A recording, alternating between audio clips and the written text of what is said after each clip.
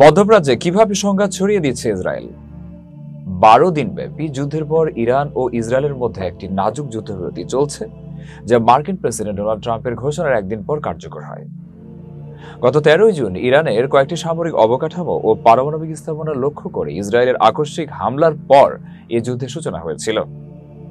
Arm conflict location and invent data প্রজেক্টের তথ্য বিশ্লেষণে জানা গেছে, 2023 সালের 7 অক্টোবর থেকে এবছরের 13 জুন ইরানে প্রথম হামলা করার দিন পর্যন্ত ইসরায়েল গাজা ও অধিকৃত ফিলিস্তিনি ভূখণ্ড লেবানন, সিরিয়া, ইয়েমেন ও ইরানে প্রায় 35,000-এর হামলা চালিয়েছে। এসব হামলা নথিভুক্ত করা হয়েছে বলে গণমাধ্যম সূত্রে জানা গেছে।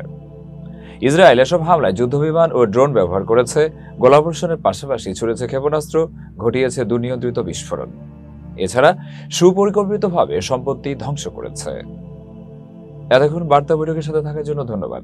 নতুন নতুন তথ্য সংবাদ পেতে বার্তা বৈঠক ইউটিউব চ্যানেল ও ফেসবুক পেজের সাথেই থাকুন।